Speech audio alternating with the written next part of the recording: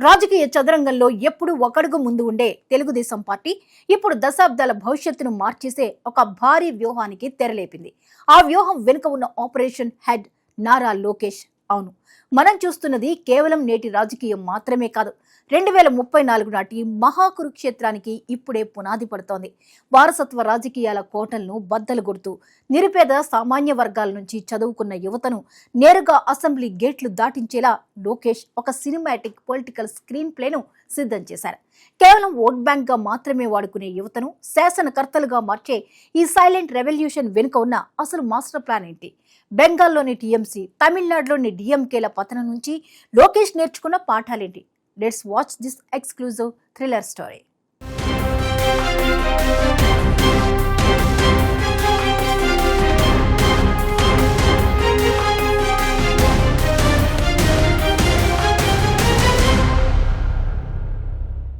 రాజకీయం అంటేనే ఒక నిరంతర ప్రవాహం.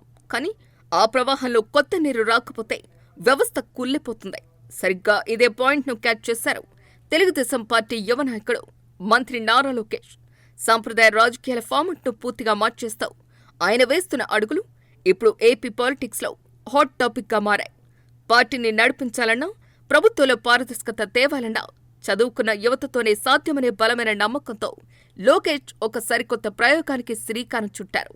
డిగ్రీ చదివి ఉద్యోగాల వేటలో ఉన్న యువతకు పిలుపునిస్తూ మిమ్మల్ని లీడర్గా మార్చే బాధ్యత నాది అంటూ ఆయన ఇస్తున్న హామీ ఇప్పుడు గ్రౌండ్ లెవెల్లో సంచలనం రేపుతోంది. ఈ వ్యూహం వెనుక ఒక దీర్ఘకాలిక లెక్క ఉంది. ఓ పక్క పొలిటికల్ థ్రిల్లర్ సినిమా తరహాలో నారా లోకేష్ మిషన్ 2034ను డిజైన్ చేశారు. ఇప్పటికిప్పుడు అంతా బానే ఉన్నా వచ్చే ఎన్నికల నాటికి, ఆ తర్వాత 2034 నాటికి తెలుగుదేశం పార్టీలోని చాలా మంది సీనియర్ నేతలు వయోభారంతో రిటైర్ అయ్యే పరిస్థితి కనిపిస్తోంది. ఆ సమయంలో వచ్చే పొలిటికల్ వాక్యూమ్ను, అంటే ఆ నాయకత్వ లోపాన్ని ముందే పసిగట్టారు లోకేష్.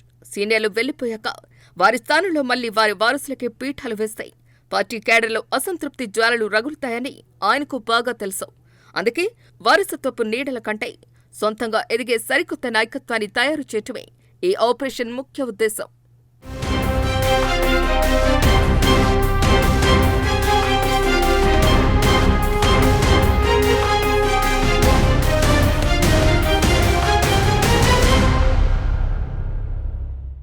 కేవలం మాటలకే పరిమితం కాకుండా లోకేష్ ఈ ఫార్ములాను ఇప్పటికే ప్రయోగాత్మకంగా అమలు చేసి సక్సెస్ అయ్యారు. ప్రస్తుత కూటమి ప్రభుత్వంలో యువ మంత్రులుగా ఉన్న పలువురు నేతల పనితీరను ఆయన ఉదాహరణగా చూపిస్తున్నారు. కార్పొరేట్ స్టైల్లో ఫైళ్లను క్లియర్ చేయటం, అవినీతికి తావు లేకుండా టెక్నాలజీని వాడుకుంటూ దూసుకుపోవటం ఎలాగో యువ మంత్రులు నిరూపించారు. చదువుకున్న యువత చేతికి పగ్గాలు ఇస్తే అడ్మినిస్ట్రేషన్ ఎంత పారదర్శకంగా ఉంటుందో లైవ్ ఎగ్జాంపుల్స్ కళ్ల ముందు ఉంచారు. ఇదే మోడల్లో రాష్ట్ర వ్యాప్తంగా ప్రతి నియోజకవర్గంలోనూ అమలు చేయాలి అనేది లోకేష్ ప్లాన్.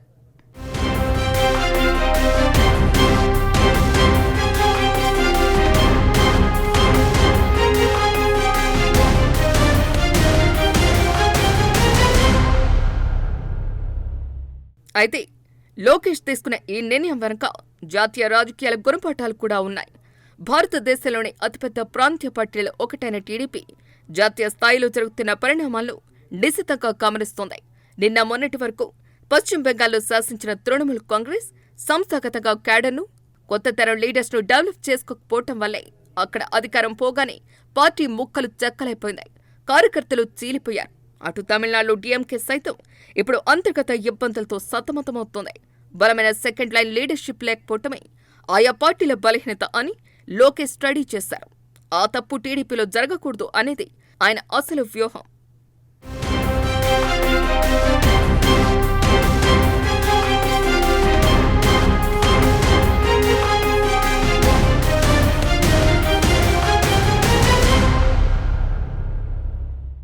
వ్యూహాలు ప్రతి వ్యూహాలతో నడిచే పొలిటికల్ గేమ్లో లోకేష్ కేవలం బెంగాల్, తమిళనాడులో పైనే కాదు, మహారాష్ట్ర రాజకీయాల పతనంపై కూడా తీవ్రమైన రీసెర్చ్ చేశారు.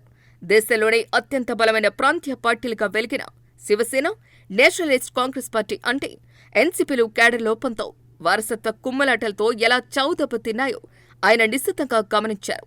శరద్ పవార్ స్థాపించిన ఎన్సీపీ కానీ, బాల్ ఠాక్రే నిర్మించిన శివసేన కానీ సంస్థాగతంగా కొత్త రక్తాన్ని ఎక్కించకపోవటం వల్లే కాలగర్భంలో కలిసిపోయే స్థితికి చేరాయి. పార్టీని నమ్ముకున్న ద్వితీయ శ్రేణి నాయకత్వాన్ని విస్మరించి కేవలం ఒకే కుటుంబం చుట్టూ అధికారాన్ని తిప్పటం వల్లే ఆయా పార్టీలు నిలబడలేని పరిస్థితి తెచ్చుకున్నాయని లోకేష్ గ్రహించారు.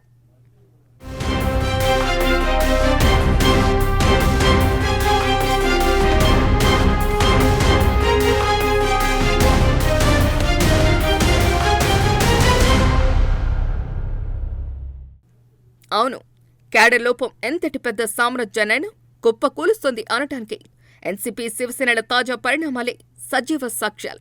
అధినాయకత్వం ఒక్కసారి బలహీనపడగానే సొంత పార్టీ నేతలే తిరుగుబాటు జెండా ఎగరవేశారు. ఎందుకంటే అక్కడ పార్టీని నడిపించే ఒక బలమైన భావజాలం కానీ కొత్త తరం లీడర్ల బ్యాకప్ కానీ లేదు. ఈ చేదు నిశాల నుంచి నారా లోకేష్ తన రూట్ మ్యాప్ను సిద్ధం చేసుకున్నారు. వారసత్వ రాజకీయం అనే జబ్బుకు ఇప్పటి నుంచే వ్యాక్సిన్ వేయకపోతే భవిష్యత్తులో టీడీపీ కూడా ఇలాంటి ఇబ్బందులు పడే ప్రమాదం ఉందని ఆయన గుర్తించారు. అందుకే కేవలం పేరున్న కుటుంబాల వారసులకే కాకుండా గ్రౌండ్ లెవెల్లో కష్టపడి చదువుకున్న సాధారణ యువతకు పెద్ద పీట వేస్తున్నారు.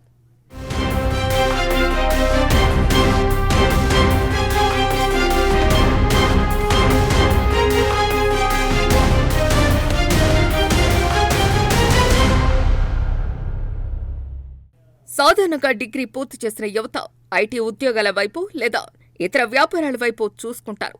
రాజకీయాలు అంటే కుతంత్రాలు, వారసత్వాల అడ్డా అనే భావనతో దూరంగా ఉంటారు.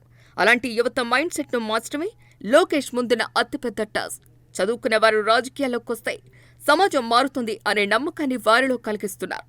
ఈ యూత్ సెంట్రిక్ పాలిటిక్స్ కనుక పూర్తి స్థాయిలో క్లిక్ అయితే రాబోయే రోజుల్లో ఆంధ్రప్రదేశ్ రాజకీయాల ముఖ చిత్రం పూర్తిగా మారిపోవటం ఖాయం. అటు పార్టీకి కార్యకర్తల కొరత తీరటమే కాకుండా ఇటు నిజాయితీ గల యువతకు అపారమైన అవకాశాలు లభిస్తాయి.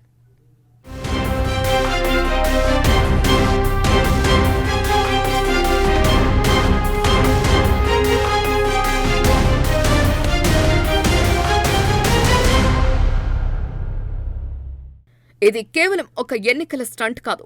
తెలుగుదేశం పార్టీ వ్యూహం జనరేషన్ను శాసించే ఒక పొలిటికల్ మాస్టర్ స్ట్రోక్.